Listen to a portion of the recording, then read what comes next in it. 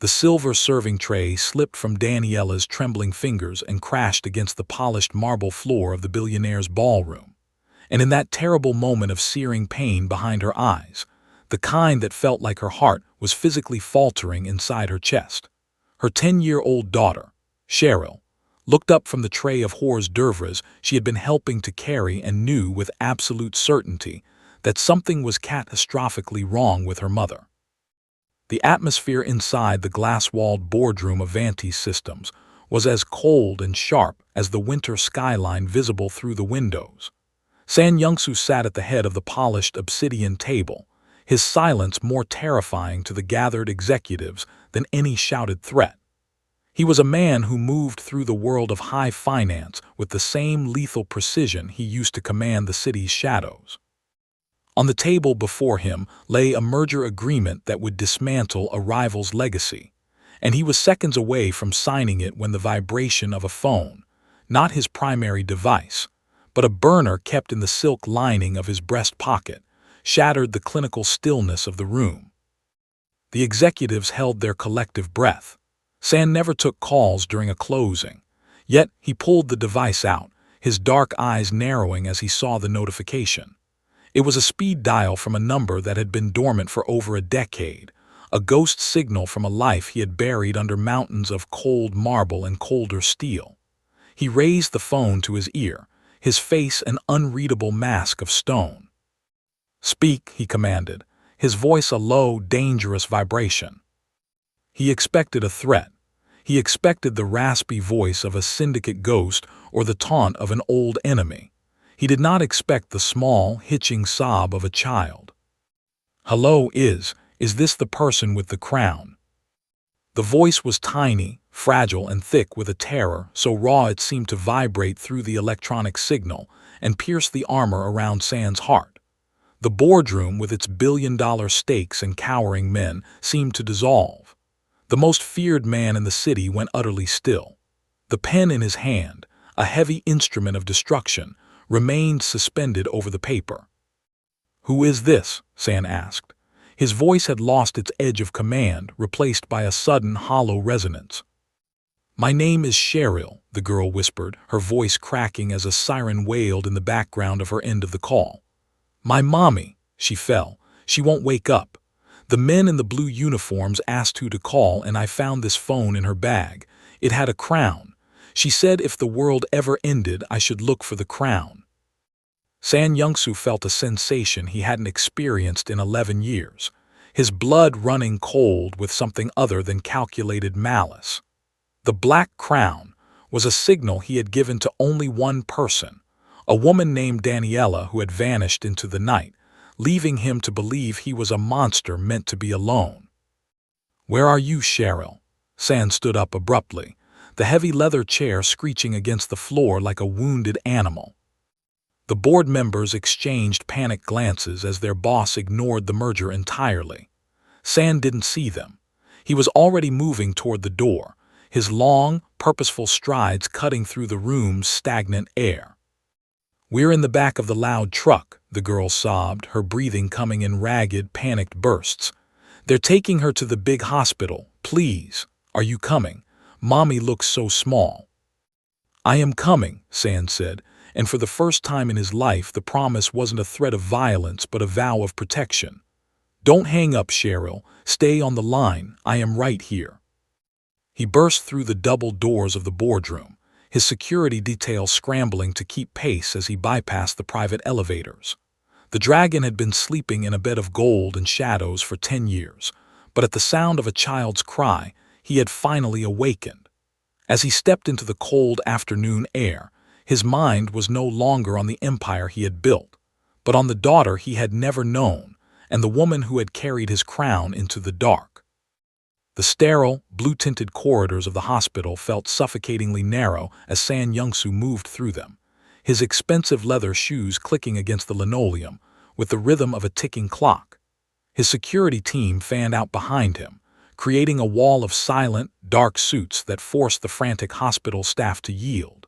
San didn't feel like a billionaire or a man of shadow in that moment. He felt like a ghost haunting the halls of a nightmare he had escaped 11 years ago. Every breath of recycled, antiseptic air tasted like the salt of a sea he had tried to drown his past in. He reached the threshold of the intensive care unit, his hand hovering over the heavy wooden door. For a man who had faced down rival syndicates without flinching, the simple act of pushing forward felt like moving a mountain.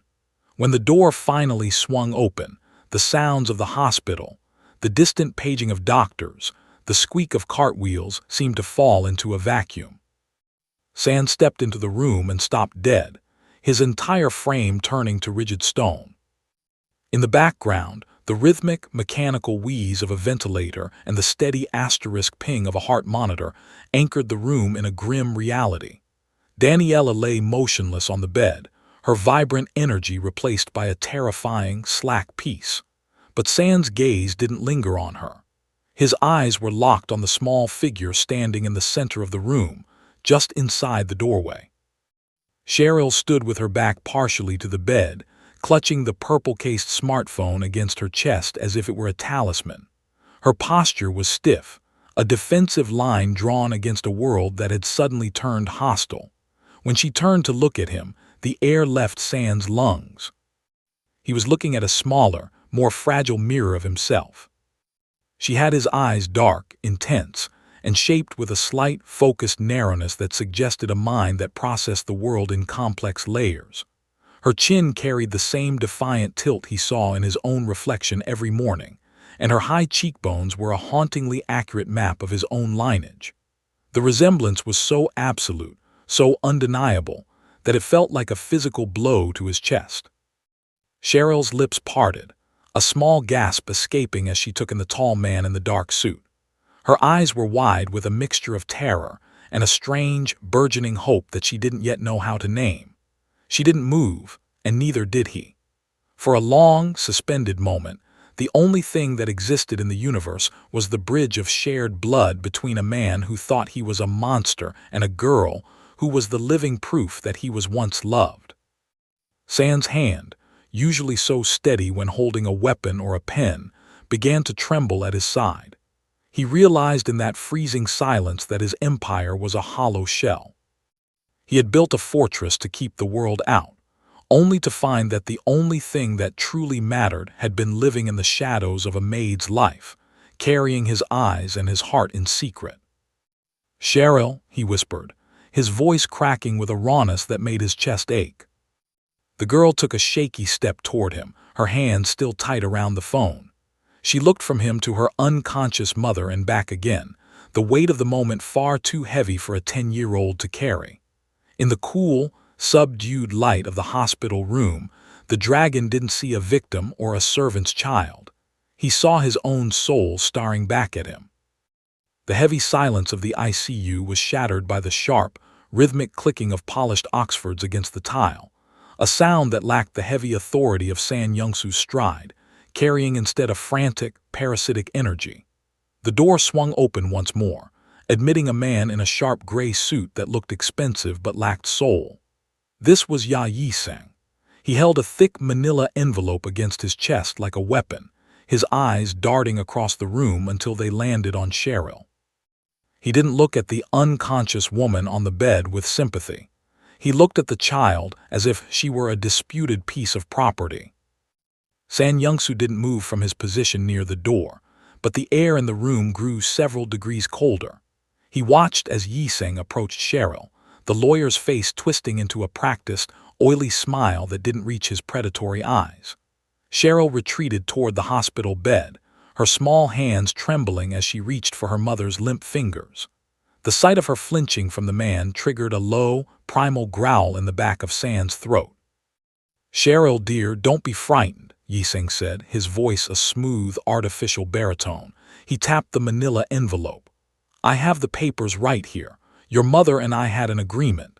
Since she can no longer provide for you and given the significant debts she owes my firm, I am here to take you into my care. The adoption is nearly finalized." San stepped out of the shadows, his presence suddenly filling the room like a gathering storm. "The child isn't going anywhere," he said, his voice a flat, terrifying calm that caused Yi-Seng to jump. The lawyer turned, his sneer faltering as he recognized the man standing before him. He knew the face of San Youngsu. Everyone in the upper echelons of the city knew the face of the man who controlled both the boardrooms and the docks. "Mr. San," Yiseng stammered, quickly regaining his footing. "I wasn't aware you had an interest in the help's domestic affairs, but legally speaking, you have no standing here. These documents are signed. Unless a blood relative appears with a superior claim, which we both know is impossible. This girl belongs to the state, and by extension, to my guardianship." San looked at the lawyer, then back at Cheryl. He saw the way she watched him, her eyes searching his face for a sign of the black crown his daughter had been told to trust. In that moment, San realized the complexity of the war he had just entered. Yiseng was a predator of the law, armed with signatures and statutes that San couldn't simply bury in a shallow grave. To protect the girl, he would have to fight Yiseng in the courts, exposing his own guarded life to the light of a judge's bench. But as he glanced at the door, he saw a shadow move in the hallway, a man he recognized as a scout for a rival syndicate. He realized Yiseng wasn't just a greedy lawyer. He was a front for the very enemies who had driven Daniela away 11 years ago. They wanted the girl to use as leverage against the dragon. San Youngsu was now fighting on two fronts, a clean war of papers and a dirty war of blood. "Get out," San said, stepping closer until he was towering over the lawyer. "Before I decide that the law is too slow a tool for what I intend to do to you." Yiseng scurried toward the door, clutching his envelope, but he paused at the threshold. "I'll be back with the police, Mr. San. You can't fight the law." "I am the law in this city," San replied, his gaze never leaving Cheryl. "And the streets belong to me. Choose your battlefield carefully." San Youngsu left the clinical stillness of the hospital behind, his heart a heavy stone in his chest as his car wove through the narrow, crowded streets toward the address listed for Daniela. The neighborhood was a world away from his glass tower. It was a place of brick walk-ups and tangled fire escapes, where the air smelled of exhaust and street food rather than expensive cologne. He ascended the stairs of the modest apartment building, the wood groaning under his weight, until he reached a door marked with a small, faded sticker of a sun, a remnant of a child's play. Inside, the apartment was small but meticulously kept, a testament to the life Daniela had built out of the ruins of their past. It was filled with the scents of lavender and old paper. San moved through the living room, feeling like a giant in a dollhouse. He finally found what he was looking for tucked into a drawer in Daniela's bedroom. A stack of leather-bound journals, their spines creased from years of being opened and closed in the dark. He sat on the edge of the narrow bed and opened the most recent volume. His hands, which had signed off on the destruction of entire companies without a tremor, shook as he turned the pages. He bypassed the daily accounts of Cheryl's growth and the struggles of a maid's wages until he found an entry dated 11 years ago, the ink smudged as if by fallen tears. As he read, the cold fury that had sustained him for a decade turned into a hollow, aching grief. He discovered the truth of why she had run. Daniela's entries detailed a series of anonymous messages and evidence provided by his syndicate rivals, men he had thought were his allies. They had convinced her that San was not only unfaithful, but that he had orchestrated a hit on his own family to clear the path for his rise to power. They had shown her staged photographs and forged documents that made it look as though his love for her was a calculated lie, a way to keep her quiet while he built his throne on blood. "They told me you were dead," she had written in a cramped, frantic script. "Then they told me you were the one who killed the man I loved. I had to take our baby and go. I had to protect her from the monster you became." San closed the journal, the weight of the betrayal pressing down on him. His enemies hadn't just driven her away. They had stolen a decade of his life by weaponizing her love and her fear against him. They had turned him into a ghost in her mind, a shadow she had to flee to keep their daughter safe. He looked around the small room, at the humble furniture and the school photos of a daughter who had his eyes, and realized the true cost of his empire. He wasn't just fighting a lawyer for custody now. He was fighting the legacy of lies that had defined his existence. He stood up, clutching the journal, the dragon within him no longer seeking mere vengeance, but a total dismantling of the world that had lied to the only woman he had ever truly seen. He would not just reclaim his daughter, he would burn down every shadow that had kept Daniela in the dark. The transition from the cramped apartment in Brooklyn to San Youngsu's high-security estate was a blur of tinted windows and silent, armored SUVs. San moved Cheryl into a sprawling guest suite overlooking the Sound, a place designed for a princess, but currently inhabited by a child who felt like a prisoner of war. The safe house was a fortress of glass and steel, guarded by men who moved with the same lethal grace as San himself. Yet inside those walls, the dragon found himself completely unarmed by the presence of his own daughter. In an attempt to bridge a decade of silence, San had instructed his staff to fill the room with everything a 10-year-old might desire. He watched from the doorway as Cheryl stood in the center of a mountain of shopping bags, designer dresses, the latest electronics, and a collection of stuffed animals that seemed far too soft for a house built on shadows. San stepped into the room, his dark suit feeling like leaden armor in the face of her quiet, watchful intensity. "I didn't know your size," San said, his voice sounding unnervingly loud in the plush silence. "So I bought everything." Cheryl looked at a lace-trimmed dress and then back at him, her dark eyes narrowing with that same analytical edge he saw in his own reflection. She didn't run to the gifts. She stood her ground, her hands tucked into the pockets of her worn hoodie. "My mom says we only take what we need," she whispered, "and we don't need all this to wait for her to wake up." The rejection stung more than any physical blow. San moved toward a large teddy bear and sat awkwardly on the edge of the bed, the mattress barely dipping under his weight.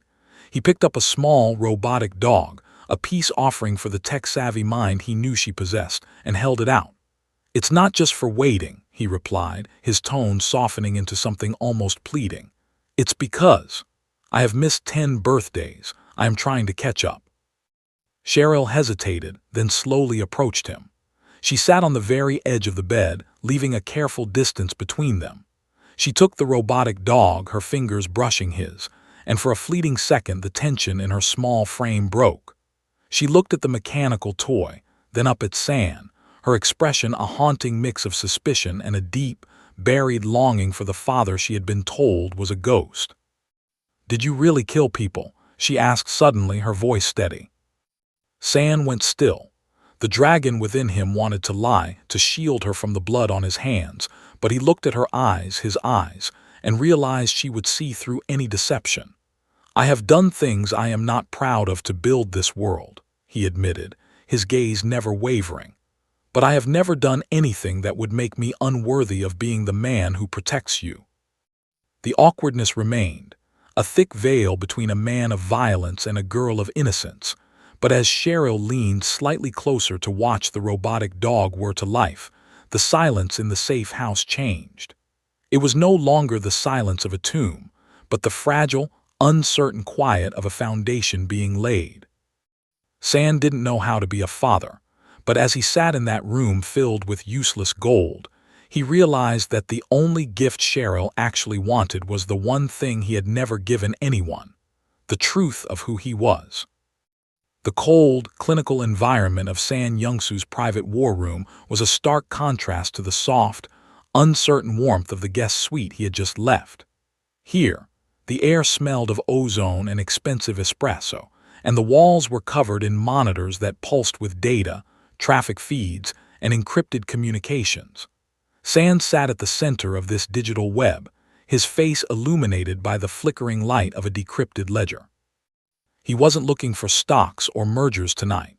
He was hunting the paper trail of the man who had dared to threaten his daughter.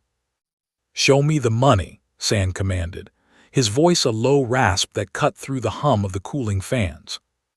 His lead analyst, a man who had spent a decade scrubbing the digital fingerprints of the city's elite, tapped a final sequence. A complex map of shell companies and offshore accounts bloomed across the main screen. At the center of the web was Ya Yiseng's law firm, but the primary funding wasn't coming from legal fees or even predatory loans. It was flowing from a syndicate known as the Iron Path, a rival organization that San had spent years suppressing, but had never fully dismantled. San's eyes narrowed as he realized the depth of the shadow play. Ya Yiseng wasn't just a greedy lawyer operating on a whim, he was a high-level pawn. The adoption wasn't about Daniela's debts or a misguided sense of charity. It was a strategic extraction. The Iron Path had known about Cheryl long before San had. They had been waiting for the moment Daniela's heart failed to move in and claim the girl. By placing Cheryl in Yiseng's legal custody, they would have the perfect, untouchable leverage to force San Yongsu to surrender his ports, his roots, and his very throne. "They aren't trying to help her," San whispered, the realization settling in his chest like a shard of ice. "They're trying to turn her into a cage for me." The dragon's fury, usually a raging fire, turned into something much colder and more calculated.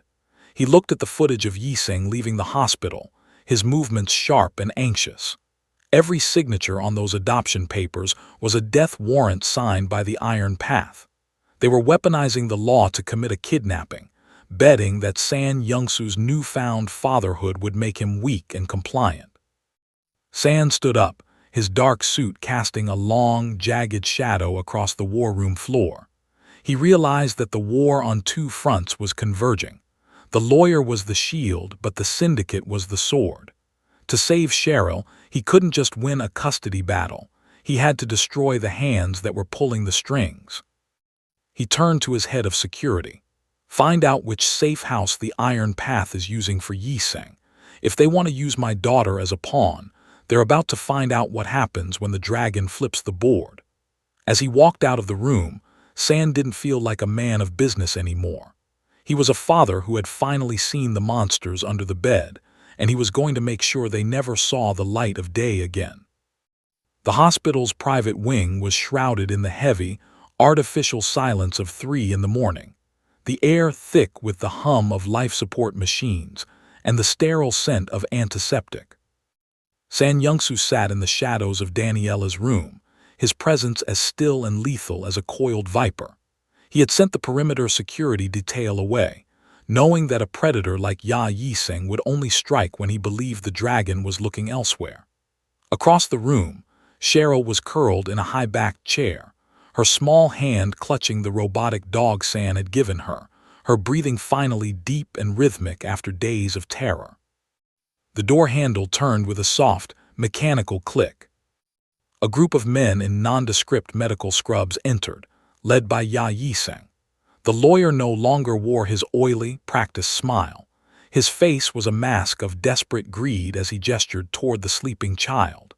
He held a syringe in one hand and a set of forged discharge papers in the other, moving with the hurried clumsiness of a man who knew he was stealing time from a giant. Quickly, Yiseng whispered to his associates, his voice thin with nerves. "Grab the girl and get her to the van. The Iron Path won't wait another hour for their leverage." "She isn't going anywhere," a voice rasped from the darkness of the corner. Yiseng froze, the blood draining from his face as San Yongsu stood. The billionaire didn't look like a businessman anymore. The cool, clinical light of the monitors caught the razor-sharp edge of his jaw and the terrifying, empty void in his eyes. He stepped into the light, his shadow stretching across the floor until it touched Yiseng's feet, pinning him in place. "Mr. San," Yiseng stammered, his hand shaking so violently the syringe rattled against his ring. You shouldn't be here. I have the legal right. I have the papers. I have the law on my side." "You have paper," San said, his voice a low, terrifying vibration that seemed to shake the very walls of the ICU. "I have the city." One of the men in scrubs reached for a concealed weapon, but San was faster.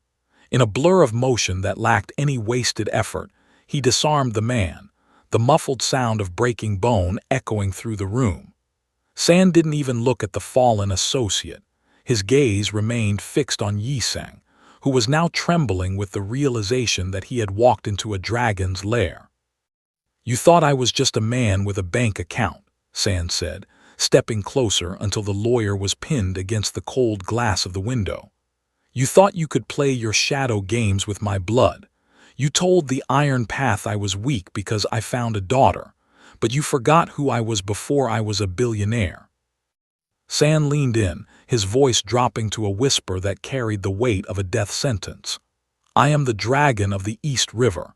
Every shadow you hide in belongs to me. Every man you trust reports to me. You aren't just facing a father, Yiseng. You are facing the end of your world. Yiseng collapsed to his knees, the forged papers scattering like dead leaves across the linoleum.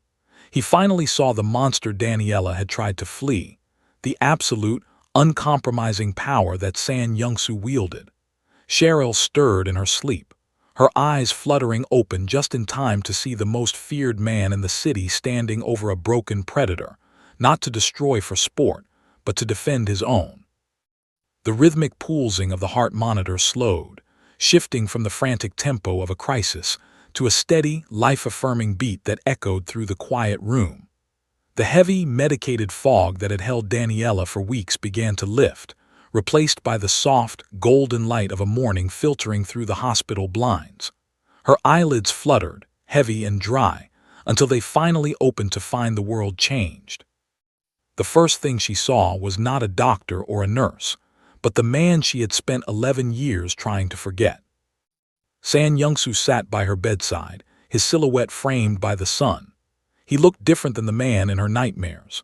The sharp, lethal edges of the Mafia boss had softened into the exhausted, desperate lines of a man who had finally found what he was looking for.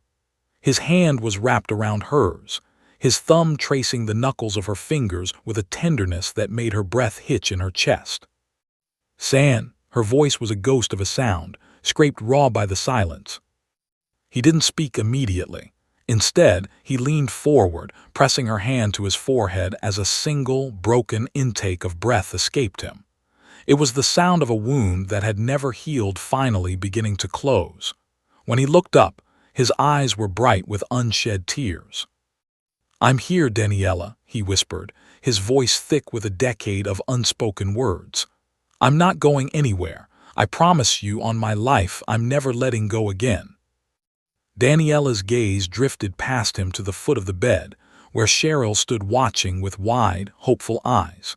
The girl didn't look like the terrified child of a maid anymore. She stood with the quiet authority of someone who had found her footing. She moved toward the bed, climbing up to press her cheek against her mother's shoulder. He stayed, Mommy, Cheryl whispered, her hand finding San's. He fought for us. He kept the crown for us.